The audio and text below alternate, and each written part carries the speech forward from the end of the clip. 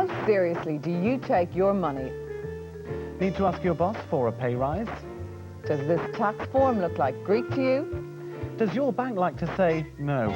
Do you want to cash in those windfall shares without swelling Gordon Brown's piggy bank?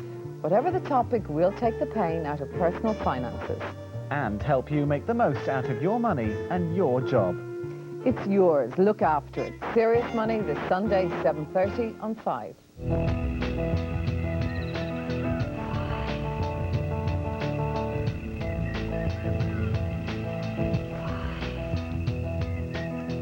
Now on 5, let's log on for today's Wide World.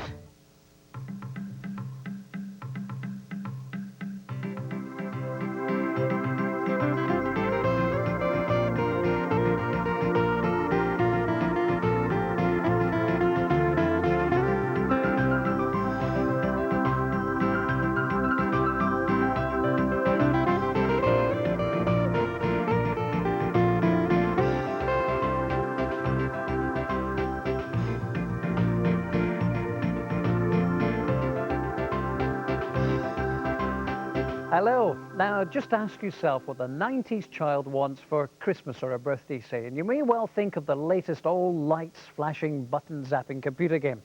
But how much do we understand about the effects these new electronic media are having on our children? Well, with me today, I have Professor Annette Karmeloff-Smith, mother of two and a World Authority on Child Development. Annette, welcome. People do worry, parents do worry, adults worry about the effect these computer games are having on children. Why do they worry? Partly because they're behind their children. It's like second language learning a bit. Children learn much faster than adults do to use computers. I think also it's fear of the unknown. Probably when people started to read, people were fearful of children, you know, tucked away in their books. But the parents have got to accept they can't get away from computers, because even at school now, almost every school has got a computer, hasn't it? Yes, but not just for games. It's for a real advance in educational technology, so it's very important. Right, thanks very much indeed. Well, children do face a very different world, obviously, to what it was like, say, in my day at school. I like to think I'm not really that old. They find computers and computer games very appealing.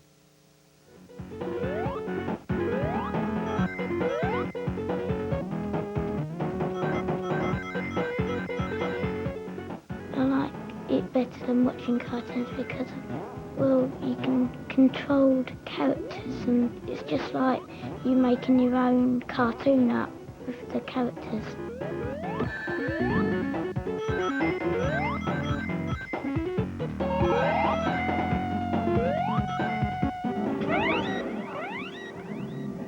I think it makes you feel good that you're doing well on something. And also on Echo the Dolphin, it's not really getting the scores, it's rescuing dolphins and rescuing your friends. And, you know, it makes you feel happy.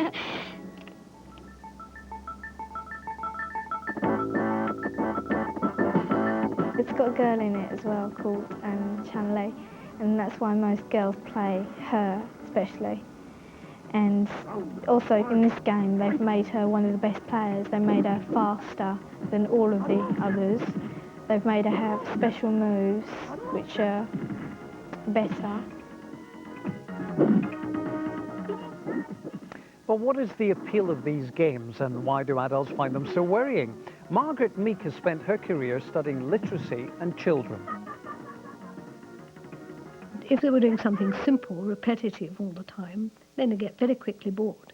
It's because it offers them a whole range of possibilities that they enjoy what they think is the fantasy of it, because it's all about power and control and being in control, which, of course, if you're a child, is the one thing you long to be. I find it quite interesting that when children become very devoted to activities such as chess or reading or whatever, parents and teachers tend to praise them. But somehow there is a suspicion about new technology, which has gone on from generation to generation. The telephone was supposed to make you go deaf. Travelling at more than 20 miles an hour in a train was supposed to make the human body disintegrate.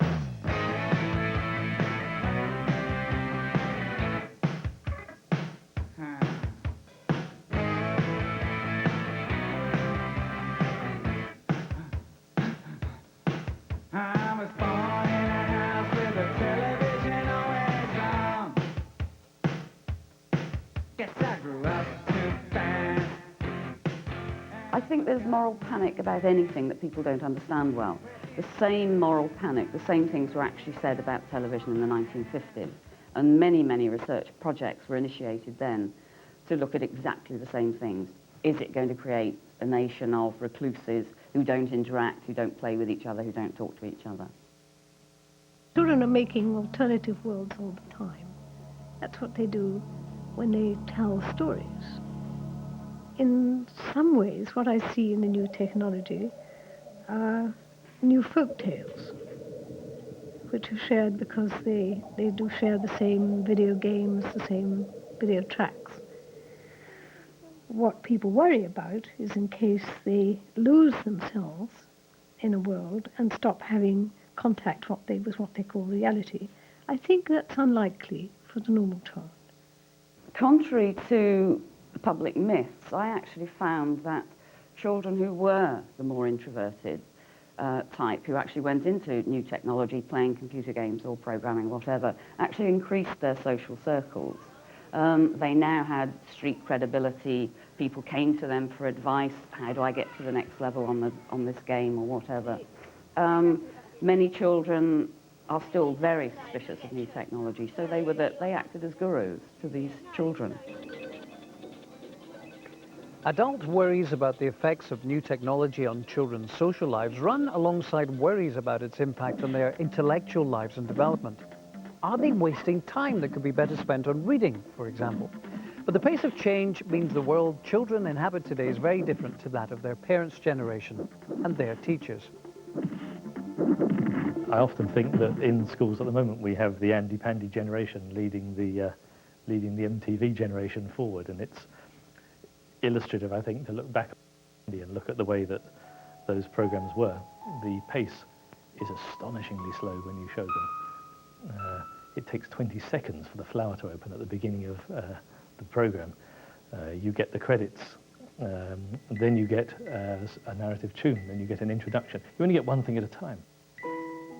It's got no pace to it at all, and yet in the context that maybe we all listen to it, which is often in a darkened room with curtains drawn and a small screen in the corner, it was appropriate, and it was the single focus of our attention.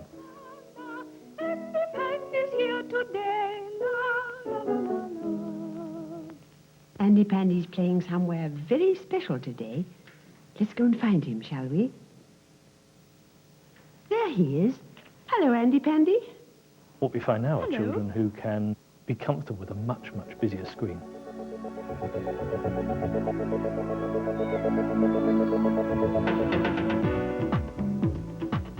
If you watch pop videos, if you watch current advertisements, you'll find often 20-second advertisements with 25 or more video edits clipped into their brevity. You'll find story, narrative, character, plot and place packed into 10 seconds of an advertisement. And children are adept at handling that. And remember that the television is now in a bright and illuminated room and is only a tiny window in a much bigger social context. So I think children have become much more efficient information handlers. Whether they're learning more from that, more comfortable handling of information, I think is a very big question. And it's a question that desperately needs better and higher quality and long-term research. People in this country are in the habit of using... How and what children learn from technology has long been an issue, but the way technology has been incorporated into children's education has been shaped by whichever model of learning prevailed at the time. In the 60s, the influential psychologist B.F. Skinner promoted the idea of the teaching machine and what's become known as behaviorism. Professor Skinner found that by using a special procedure, he could teach pigeons and rats quite complex sequences of behavior. Here, the pigeon is first trained to approach the food bin when he hears a click and sees a light come on inside the tray. The food is then available for 2.5 seconds. He learns this very quickly, and the light and click are then established as the signals to come and eat.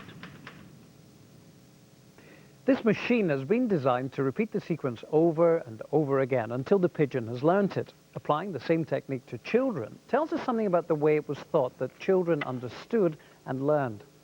It is Tim and Sally and the car.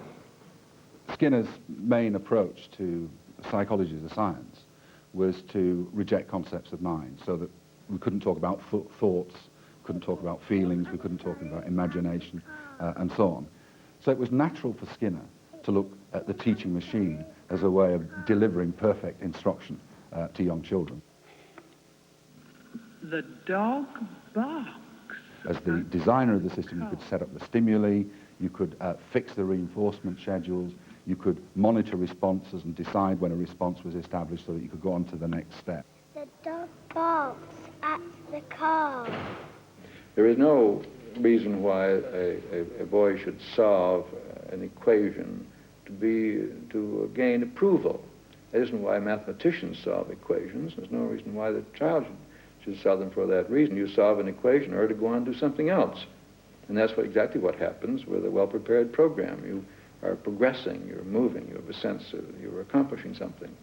This is all done for kinds of reinforcers which do not involve personal contact.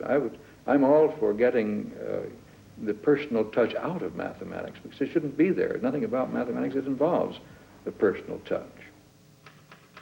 Study after study, investigation after investigation, produced evidence which was counter to these theoretical claims. So that, for example, it soon became evident that there are individual differences in, if you like, learning styles, that some children don't want to go through small-step fixed sequences. Some children sometimes want to test a hypothesis which takes them several steps ahead. Some children like to work from the general and go to the particular. Others like to work from the particular to the general. Well, Lynette, as a parent, I found all that a little bit obvious because we know that children adapt and do things differently. Yes, they do things differently, but they often end up with the same learning product. So we have to find out the pathways by which they get to that. And nowadays we can even look at the brain processes and see one child doing it one way, another child doing it another, and still ending up learning, say, mathematics. Right. Now, of course, Skinner, who we saw on film there, his theories now are outmoded. And a great reason for the fact that they are outmoded was this other great psychologist, Jean Piaget, who I think you studied with, is that right? Yes, I spent What was many that like? years What was he with like him. to work with? He was pretty obstinate and bigoted. He was a wonderfully charismatic man. When he would talk about something he'd discovered 50 years earlier, you would have thought it was the night before. He was just so excited about it. And I got hooked on child development through listening to him. He must have been quite a kind man, though, because his whole approach and everything that came out of it seems to be much more kind towards children, anyway. I'm not sure kind is the right word. He was a wonderful observer, so he respected children. I think that's what it's about. He had enormous respect for the way in which the child's mind developed intellectually. Well, from his work, and presumably work that you did as well, we've now got a completely different look to the way that we respect children, as you say, and the way that children are interpersonal skills are developed, etc., etc. Right. Was it difficult? I mean, how did this open out? How did these new ideas come to be accepted? Oh, I think it was very difficult at first because the behaviorism in the Americas was very, very powerful, and empiricism in Britain, which is the same type of theory, was very powerful. But Piaget was a man who really pushed his ideas forward. And then once he got translated into English, they became the rave in America. So in the late, sort of middle to late 60s, people were talking about Piaget's work all the time. Right, okay. Well, as we're going to see, things have moved on a long way since the days of the teaching machine.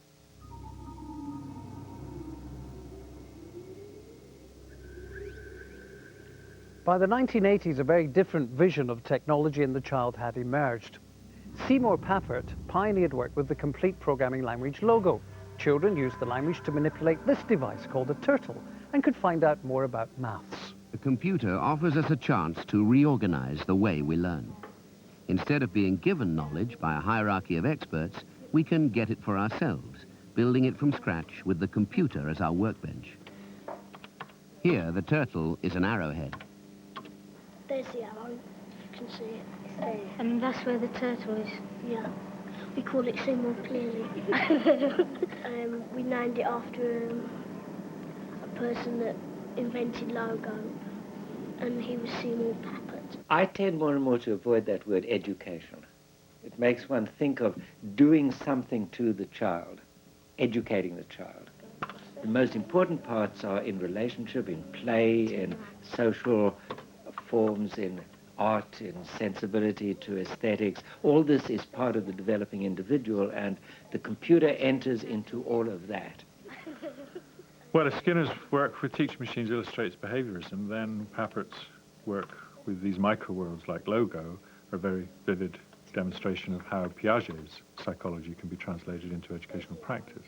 And the important thing for us to do is to provide resources and an environment and a setting in which they can, by their own activity, discover the things that they need to know. And so the Logo micro-world was a vehicle of this sort. I mean, it was a tool with which children could explore mathematical ideas and do so from a base of their own interest and their own engagement and their own curiosity. Objects whizzing around the screen give this generation of children experience never before available. Children learn by experience of the world around them. That was the message of the Swiss educationist Jean Piaget. And hearing it, schools brought everyday objects into the classroom, creating a revolution in the education of young children. Crayon, glue, cardboard, blocks. These are the standard building materials from which children build their minds. Papert worked with Piaget and realized that the computer should come in along with the mud pies.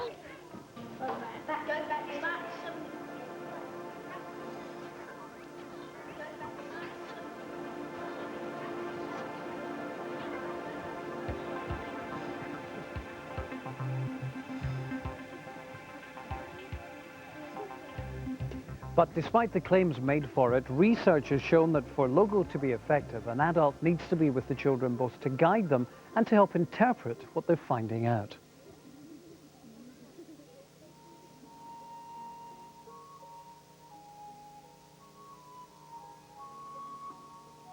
With hindsight, it's very easy to be cruel about past technological successes. As the technology evolves, so does people's experience of it.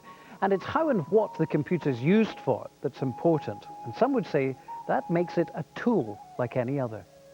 The idea is that when we look at mundane tools, literal tools, that what we should see theoretically is not simply a bit of technology, but an externalization of human reasoning. So that, for example, to understand how to use a very mundane tool like a screwdriver clearly requires some exposure to that tool in use and to the sorts of purposes and functions that it can serve in practical activities.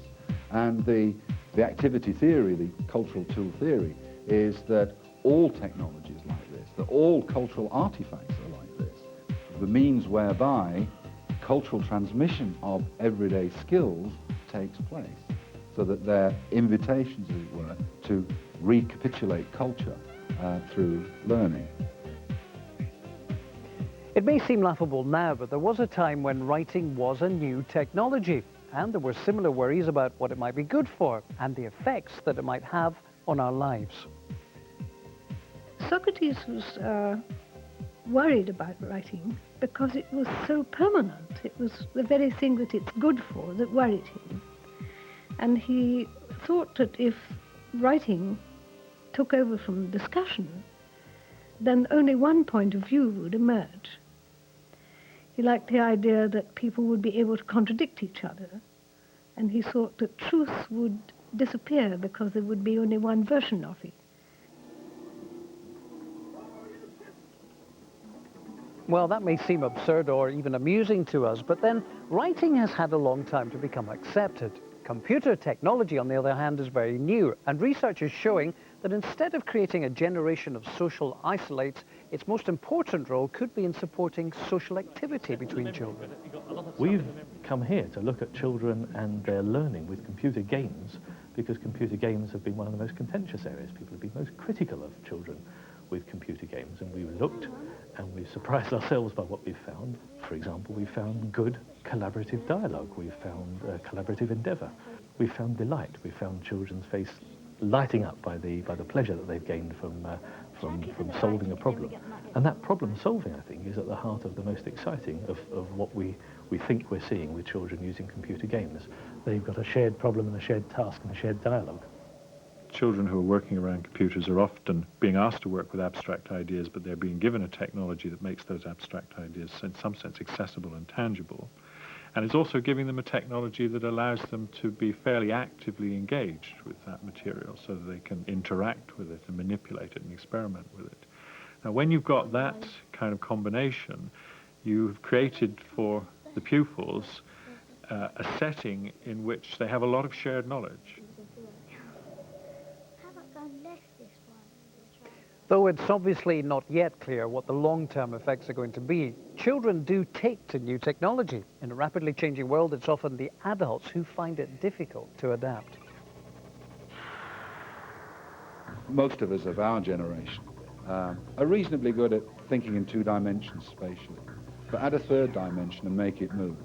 And most of us, our thinking collapses. Now, new technology provides the means to produce this dynamic imagery through time. What, I wonder, is going to be the effect on children's thinking when they've had a couple of generations, as it were, of exposure to these sorts of dynamic representations. But how will that enter into their metaphors of thinking, into the analogies that they draw from thinking? It seems to me there is a possibility that there could be some reasonably exciting effects on children's intellectual competences.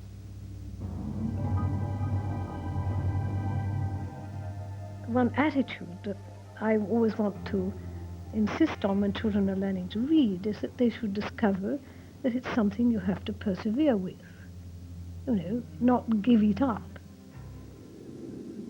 The notion that impressions will stand in for thinking makes me slightly worried, because thinking is something which needs to move more slowly.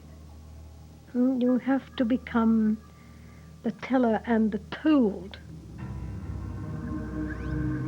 You have to tell yourself instead of simply looking at what other people are telling you. You have, in a sense, to take over the intellectual process and move from just understanding things because you've seen a lot of them to those things which, in a sense, language does better than pictures.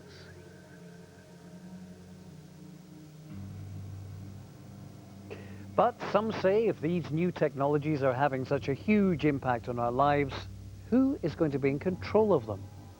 The extent to which there's literary activity in the home is probably the strongest predictor of children's progress in reading and attainment in reading in schools. And I see no reason to suppose that there's going to be any difference in relation to new technology. So to the extent that, as this technology is absorbed into the culture, to the extent that that absorption is selective with respect to either economic means or with respect to gender, for example, then yes, it will certainly, if not perpetuate, exacerbate these inequalities and individual differences. To tell ourselves that literacy is a wholly democratic thing really is to skip the real issue about it. It's a very selective process. Now, I have an idea that this could be the same with new technology literacy, because those who make it are the ones who decide whose vision of the world goes in and what children and other people use it for. It is as much a form of control as it is a form of choice and freedom.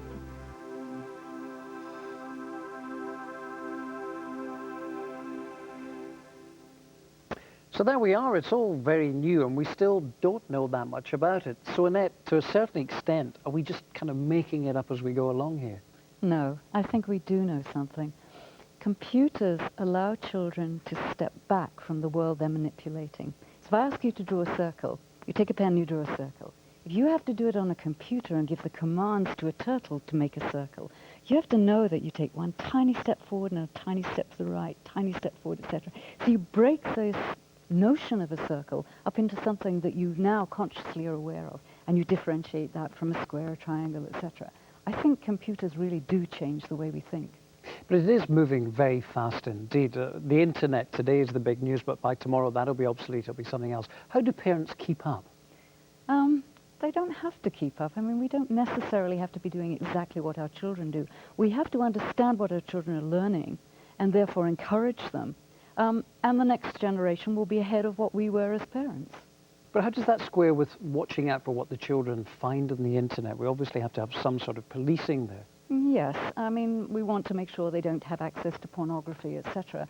But we also want to make them not just use things, but create things, so make their own. How could we encourage a child not to go surfing on the net all the time? It's to create their own little network and have conversations with other children all through the world. So turn it into something much more positive. Great. Okay, Annette, thank you very much indeed, as always. And that sounds like a very good point for us to end on. We thank Annette. We thank you for watching. And from all of us, we hope that you found it very interesting. Don't be scared of computers.